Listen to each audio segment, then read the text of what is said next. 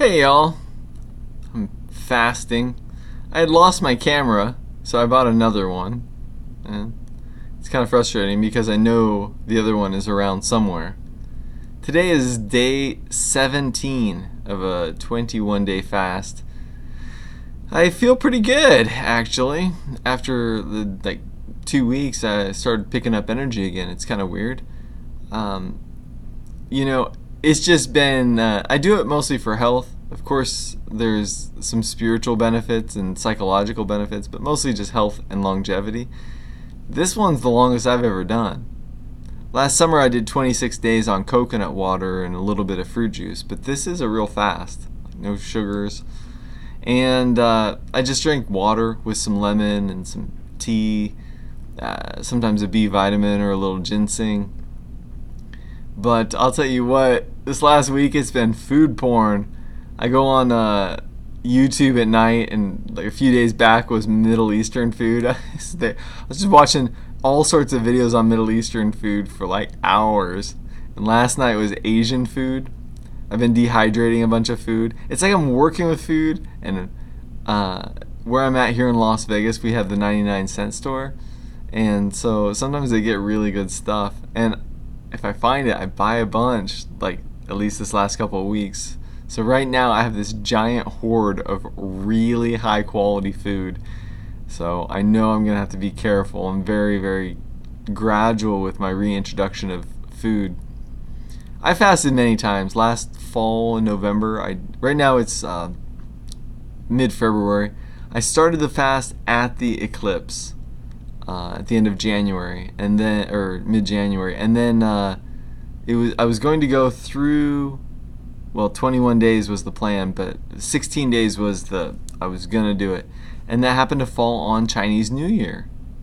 So I was watching these a couple of days ago. I was watching some videos on candy, how to make candy. So I ended up making candy, which is silly because I don't really eat candy. And now I have this big thing of nougat. I don't really eat eggs either, but it'll last me months, I guess. Anyway, so I was watching some videos on candy, and I discovered this one that's based with glutinous rice flour. Do you know what sticky rice is?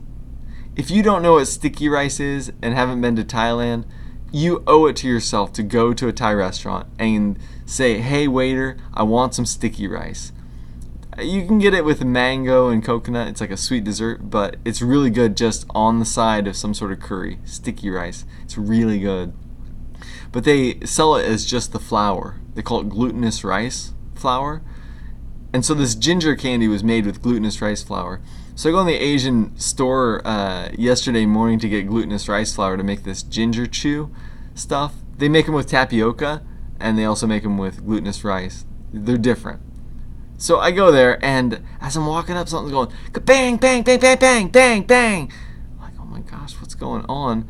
And I go inside, and right inside the door of this Chinese food store, they have this electronic firecracker machine for Chinese New Year. I didn't realize it was Chinese New Year. But it seems fortuitous that the State of the Union was on Chinese New Year.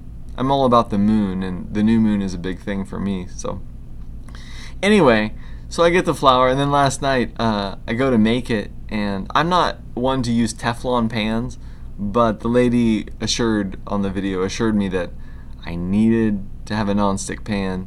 So I went ahead and trucked it over to Walmart and got one for $4 or whatever, and did some research. So I was researching Teflon and nonstick pans. Like, I just get into like food when I'm not eating. But it's peculiar because I'm not tempted. I feel like there's this seal, and it's probably a mind seal as much as anything. It's just not an option. This one lady, Dia, she's real nice, but she said she went like 40 days on the Master Cleanser, which you get calories on the Master Cleanser. You have maple syrup. But I said, well, yeah, even still, what did you do with your mind? And she said, I just told myself it'll be there. The food it'll be there. I said, oh, that's really smart. So God bless Dia, but that's, it'll be there. I can eat, then. But I'll tell you what, it was intimidating. 21 days? That's more than twice as long as I've gone before. And in all fairness, I did have a little bit of watercress. I don't know if you know what watercress is, but if you're not familiar with sulforaphane from the cruciferous vegetable family, go to nutritionfacts.org and search sulforaphane and watch a video about it, because it's one of the major liver detoxers we have. So a couple nights I had just some watercress with vinegar, little salad, but it wasn't really any calories, so to speak. But in all fairness, also, day 21 will be Sunday, this coming Sunday, and my plan is Saturday night to eat an orange. An orange is about as good of a thing as you can break a fast with.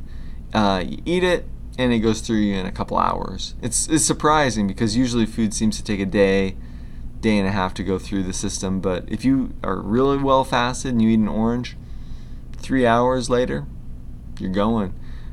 Which makes me wonder, about the best state of health in terms of fasting, because conceivably we could eat and poop before we eat again. It seems like, usually most people, it's a few meals in their body at a time.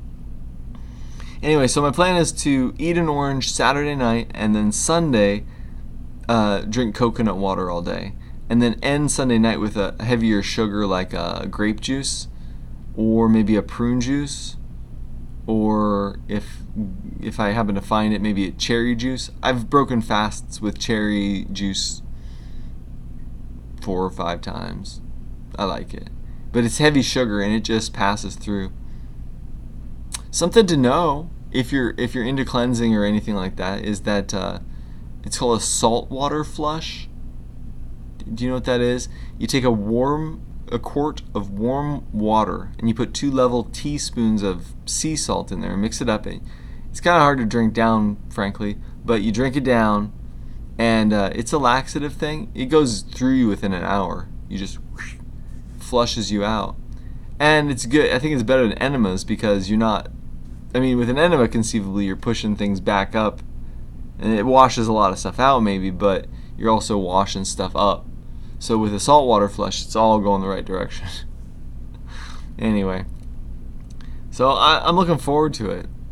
Not this last November, but last January. Not this last January. A year ago, I did a 10-day fast, and I fasted really well for 7 days, and then I was going to do a lot of walking one day. So the last 3 days I had coconut water, and oh my gosh, it was like I was Superman. Like going from having basically no calories to having a couple hundred. Man, the body was, I was dopamined, and I was full of energy. At that point, I felt like I could have gone for 2 weeks easy. But now I've gone over 2 weeks. It's surprising. I'll tell you that. It's surprising. And a lot of people, I have 3 wizards. I am a spiritualist. I really am. But I'm not doing it for any sort of spiritual kudos. But people ask, are you doing this for health, longevity, or spiritual or something? And the true fact is, I do get spiritual benefit from it. I get very real spiritual benefit from it. And I would be lying if I said that wasn't a reason. But man, in this culture, you can't do things for spiritual reasons and not be seen as a weirdo. And these are my good people. So I don't want to rub people the wrong way or come off as being arrogant or like better than thou. And that's a real danger. It's surprising too, because so many people come in my shop and they know I fast because I'm fasting like all the time. And I've inspired a number of people to start fasting. Some people are doing the intermittent fasting, which it's like fasting, You just eat 4 hours a day and you don't eat the rest of the time. But they attribute it to me. Makes me proud. But I tell you what, first time I had this guitar magazine, and Steve Vai, this is when I was young, Steve Vai was in there in an interview talking about fasting for 10 days. I thought, what? 10 days? I couldn't even fathom it. But now, it's normal. It's so weird. The human body, the human form is so remarkable. whatever it gets into can normalize. And so right now my fasting is normalized. So like I said, I have a good amount of energy. It's, usually when a person fasts, they have 2 days with glucose stores, and that drops off. And then there's like 5-ish days of this acidosis. I wouldn't call it a crisis. If you're a heavy eater, it might be a crisis. You definitely feel bad. But then it freshens up and lightens up. Everything becomes easier. But for me, it was like about after 12 days or so, I got this new surge of energy. I really believe people could live without food. I really believe that. I don't think it's necessarily my destiny, being such a lover of food. Like I'm telling you, man, this food porn stuff, I've got plans for all sorts of dishes to make this next several weeks.